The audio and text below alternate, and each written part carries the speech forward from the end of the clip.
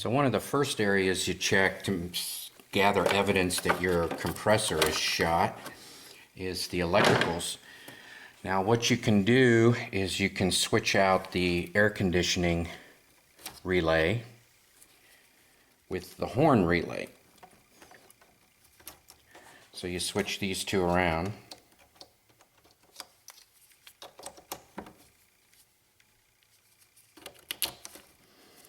And you blow the horn. If the horn works with both relays, you know it's not the relay. Now I like to put them back. Next is this fuse right here.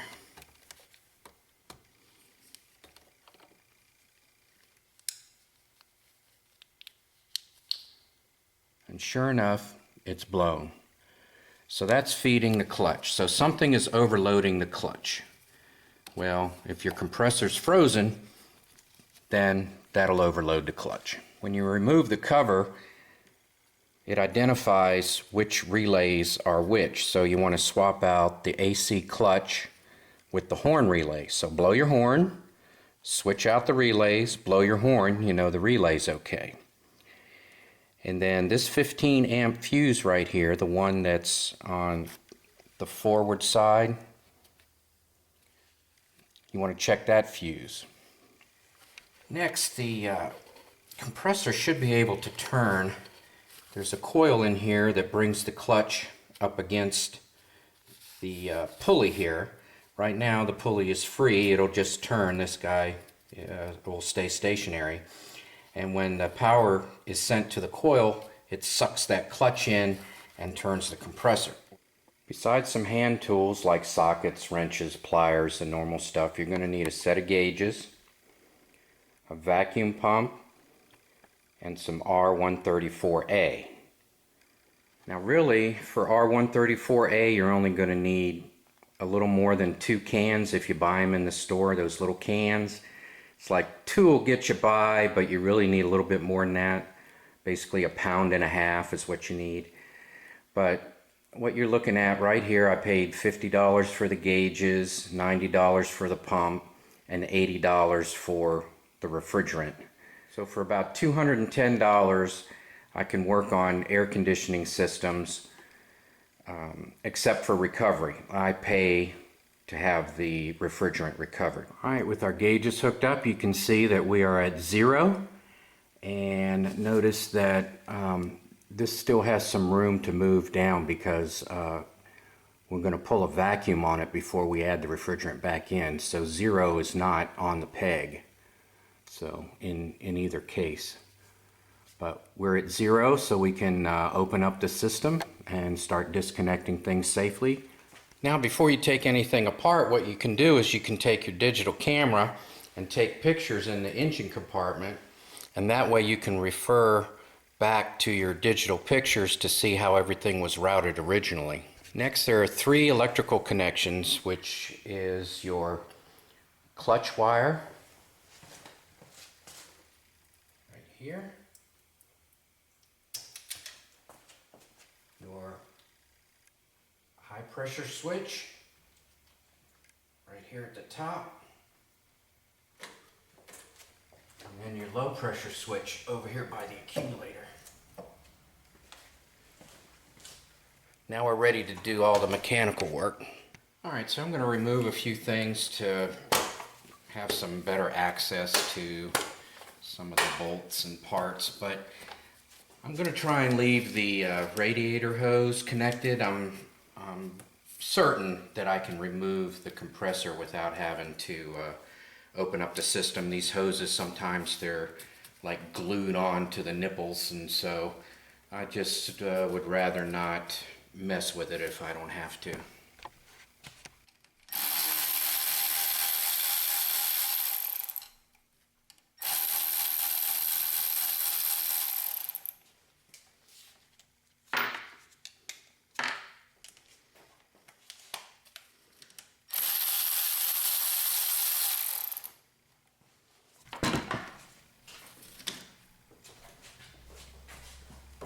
Just gonna move these out of the way. Now before we can take the compressor loose, we need to take the belt off. And I like to use a 15 millimeter and a breaker bar, and I'll get it on the pulley there.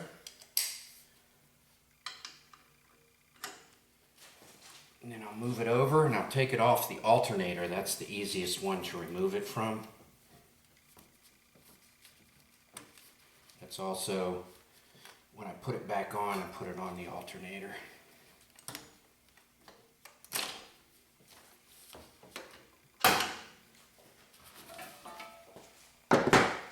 Alright, now we take 5 bolts out, 4 for the compressor and 1 for the compressor mounting bracket here.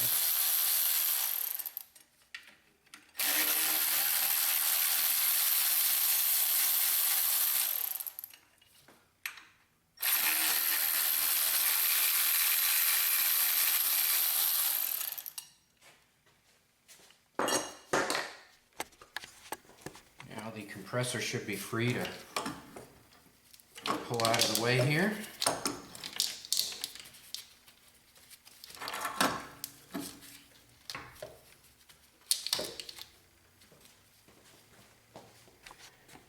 Now with the compressor on the bench, what we're going to do is we're going to have to transfer this valve body from the old compressor, clean it up, put it on the new compressor, and then we're going to have to drain the oil out of the old compressor to see how much is in there, because the new compressor is overfilled according to the instructions that came with it.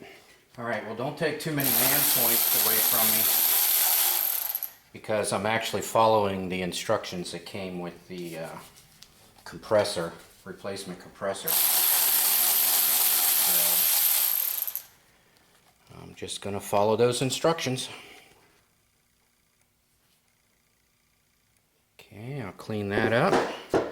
Alright, so now we're going to drain the oil out of the compressor and get a feel for how much should be in there. Now the new compressor is going to be pressurized, and it has some new gaskets here, so we'll remove the gaskets.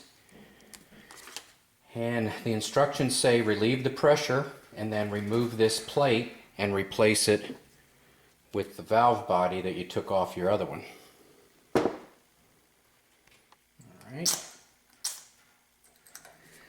So there's about 3 times as much oil in the new compressor than there was in the old compressor. And according to the instructions that came with the new compressor, I am only to put the amount back in that came out of the original compressor. So I'm going to follow the instructions. Alright, so that's how much oil I took out of the old compressor. I'm going to put it into the new compressor. Alright, now we put in the new gasket. It says replace the gasket with the new one. And we'll put the valve body back on, and it's idiot proof. You can see the one small triangular area will go back here, so that's how that's going back on. So we still have some work in the engine compartment.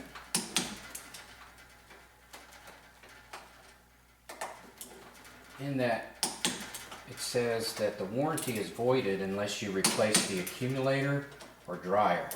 So I have that to replace yet. Alright, well, I'm going to go ahead and install the compressor and put the belt back on. And then I'll replace the accumulator / dryer. So, anytime you do something like this, you want to start all the bolts. Make sure they're all started, because if you tighten down one at a time, there may be a misalignment and you can't get your last one in. So get them all started and then tighten them down and torque them down. Alright, we'll plug in the clutch lead, if I can find it here. And in my case, it's an exact fit. Alright, the way I like to put the belt back on is I like to do the alternator last. That is my finishing point. So get it started like that. Make sure everything's aligned.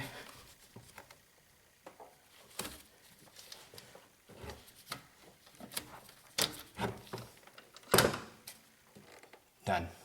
So there's our dryer accumulator. We're going to have to take that out, and the only tricky part really is disconnecting the hose from the evaporator there that goes into the firewall. Alright, well my hand's going to be in the way, so I'll just explain it. This clip just comes right off. Get a screwdriver or something and it just pulls right off. Alright, I didn't record myself struggling, but it took me a while to get this quick disconnect on there. I didn't have one of those clamshell ones. So I was finally able to get the quick connect on there and pull this hose off, but not before removing a whole bunch of junk out of the way. Vacuum line, the wiring harness, had to get all that crap all out of the way so I could reach in there and disconnect it. Alright, I'm going to transfer the low pressure switch to the new part and install it. Alright, it's time to start putting the new parts in.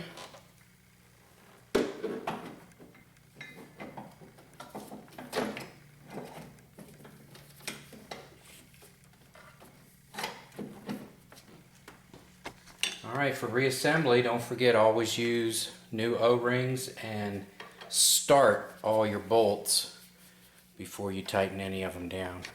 Alright, I got my gauges all hooked up. Got the vacuum pump full of oil, ready to go, full of fresh oil. And then we fire this guy up and let it pull a vacuum for half an hour. Alright, we pulled the vacuum for a half hour. Now it's time to shut off the vacuum pump, and I'll let it hold for a little while, see if there's any leaks.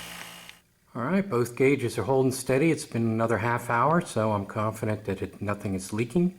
Alright, now I'm set up for the refrigerant. And remember, you don't have to buy one of these big bottles, but it's only like 80 bucks at Sam's.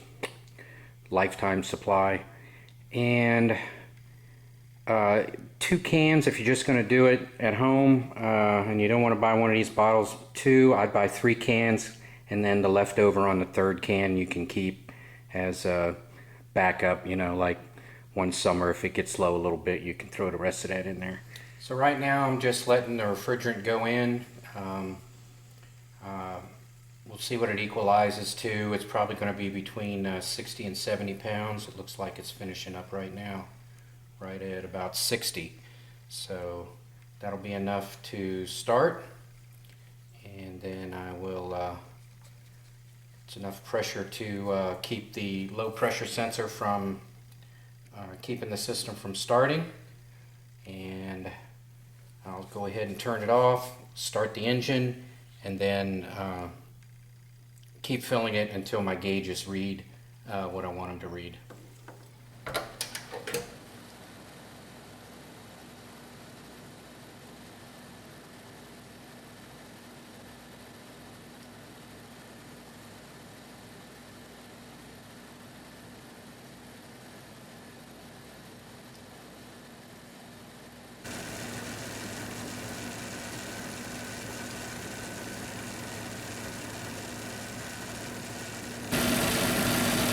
Alright, the compressor would stop and start as the low pressure built up and then drop down, and now the system is starting to stay steady as the high pressure side has built up to above 100. So now I'll look at my chart, and based on the temperature, I'll turn off the refrigerant flow into the system when it achieves the proper pressure. Alright, can you see all that condensate on there? Yep, we're running nice and cool now. So as I put my tools away, I would like to conclude by saying that you would have to buy the parts and pay for the labor at a shop. So for the cost of the labor, you can buy the tools necessary, that is the gauges, the vacuum pump, and a lifetime supply of 134A, or just a couple cans. And you will be able to do all the air conditioning work yourself except for recovery. I pay for recovery too. I just don't want to deal with it, because it's not so much the price of the equipment as having to take the recovered refrigerant back to be disposed of correctly or recycled or whatever they do with it.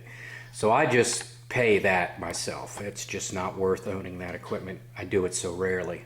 I mean, this vehicle is 16 years old. So if you have a mid-90s on up vehicle for about $220 to $250, you can buy the tools necessary to do all your own air conditioning work, and it's not that difficult.